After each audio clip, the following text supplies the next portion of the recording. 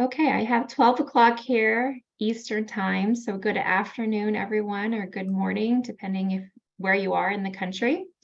Thank you all for joining us today for CNA Center for Justice Research and Innovations Virtual Symposium. This is an exciting day for our team to have this opportunity to share with you information about our research and work that we've been doing across the justice system. So by way of introduction, my name is Vivian Elliott. I am co-director for our Center for Justice Research and Innovation, also referred to as JRI. I have the honor of leading this team alongside co-director Dr. Chip Coldren, who will say a few words momentarily. First, I wanted to give you an overview of CNA for those of you who are not familiar with CNA. If we can move on to the next slide. We are an independent, non-for-profit research and analysis organization dedicated to the safety and security of our nation. For more than 80 years, our scientific rigor and real-world approach to data has been indispensable to leaders facing complex problems. With more than 500 analysts, CNA employs operations research to address military challenges in our Center for Naval Analysis and domestic challenges in our Institute for Public Research. The Institute for Public Research, also known as IPR, is where our Center for Justice Research of Innovation falls within. IPR was founded more than 25 years ago and supports civilian government agencies in justice, public health, emergency response, and other critical fields. Now, more specifically about JRI, the mission of our center is to work with justice-related and community-based agencies and organizations on the assessment, implementation, evaluation, and sustainment of organizational and system-wide improvements in the administration of justice. We develop and deliver high-quality assessments, evaluations, research, training, and technical assistance, drawing on our diverse staff and national network of subject matter experts. Next slide, please. In all the work that we do, we focus on the values of our center: improving public safety, serving with excellence, maintaining objectivity, serving with commitment and respect, and being an exceptional teammate. We do this through three primary areas of practice. Next slide. Our training and technical assistance, research, analysis, and evaluation, organizational reform and innovation across the justice system. So for police, for prosecutors and the courts, and for corrections. Today and tomorrow during our symposium, you will hear from several of our researchers and subject matter experts about their work across these areas. Next slide, please. Today's symposium is also centered around a theme: the future of the justice system. Over the past few years, our center has engaged in an internal research project called our Project on American Justice, or PAJ. The purpose of this effort is to engage leading experts to share insights and provide solutions to emerging issues in the justice field. This year, we engage these experts in forward-thinking discussions of what the justice system could look like in 2040, as it relates to these 5 areas that you see on your screen: organizational change and development, civilianization, the role of police, prosecutors, and corrections in society, emerging technologies, and community relations. We will close our symposium tomorrow with a presentation on the risks and benefits, opportunities, and proposed actions related to these areas for the future. But before that, you will hear several presentations about our current work as it relates to the future and current state of the justice system in these topical areas. Additionally, we are very grateful and excited to have the National Institute of Justice Director, Nancy Vigne, joining us tomorrow to share her insights on the future of the justice system as it relates to research, policy, and practice. So before I wrap up our introductions and pass it over to Chip to say a few words, I'd like to cover a few administrative reminders for you for our symposium today.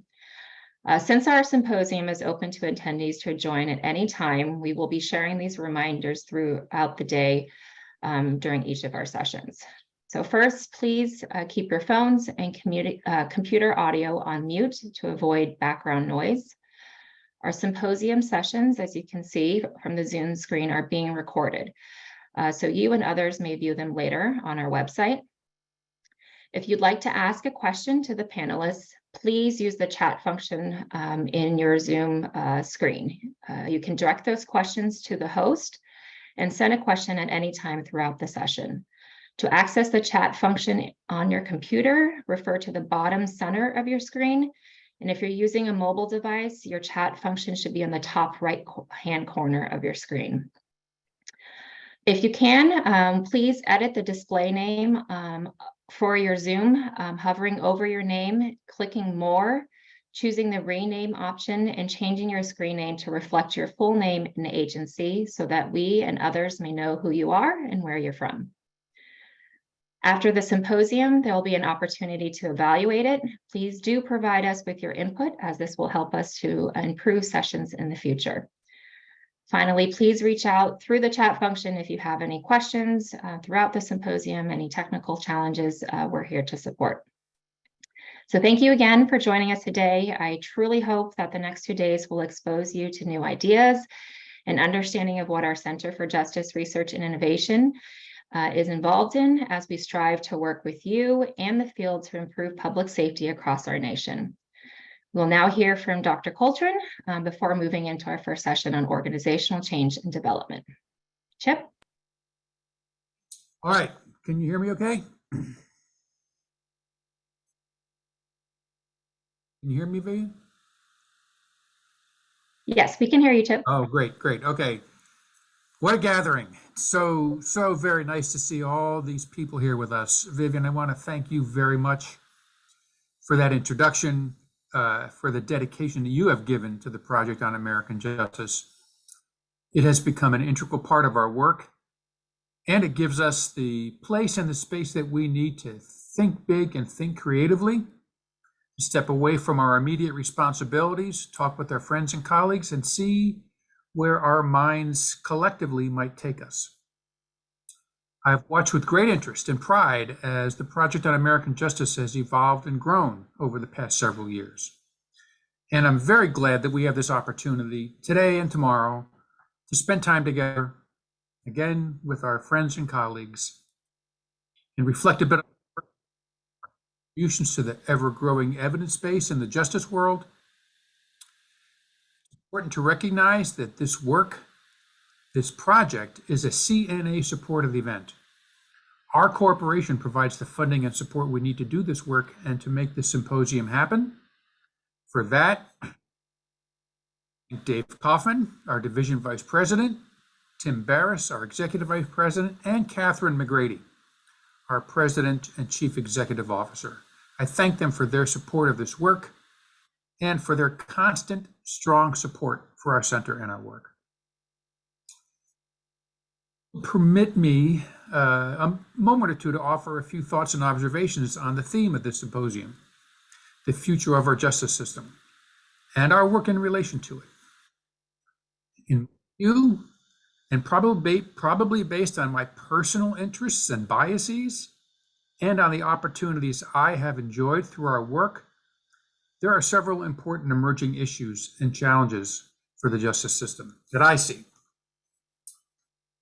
One thing that has struck me in recent months has to do with the commonality of the challenges across the sectors of the justice system, as we commonly think of them: policing, prosecution, courts, corrections.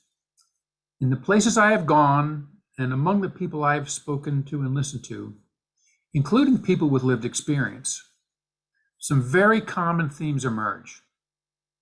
The challenges of recruitment and retention, of engaging with people with mental health problems and in mental health crises, and with people struggling with substance abuse and withdrawal, and the challenges presented to us all, system professionals, researchers, policymakers, and people that become involved in the system, by the impact of trauma on our lives. I find few differences in the ways these issues come up and these challenges emerge across the justice system. Certainly, these issues have come up in our Project on American Justice conversations and deliberations.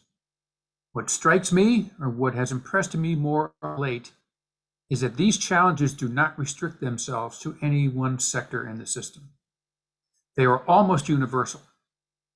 So I hope that in the future we find more ways to address them comprehensively and with a broad perspective regarding their origins and their impacts, rather than addressing them in isolation in policing or in corrections or elsewhere. If I ever have any big ideas, that's one of them. I'd like to mention two other issues that I have found to be particularly interesting and, in my view, needing more attention than they seem to be getting. Role of 911 professionals in our justice system. They are integrated, how they can impact public safety and officer safety. I think we need to learn more about this and do more about this. And I think the issue of climate change and its impact on the justice system, on all of us, is real. The data tell me that, and my experience tells me that. I think we would be wise to look at this more carefully and more systematically. Finally, I wanted to stress just one other thing. Us. Collectively. With the work we have done in our center here at CNA, with the generous support of the Department of Justice and many others, our relationships have grown and matured. Our network across the country has grown and has proven invaluable to us as we think through the issues we're going to talk about for the next few days. Our current work is rich and varied and impactful because we have worked together. We have formed productive and trustful working relationships. I encourage us all to continue this into the future. Thanks, Vivian.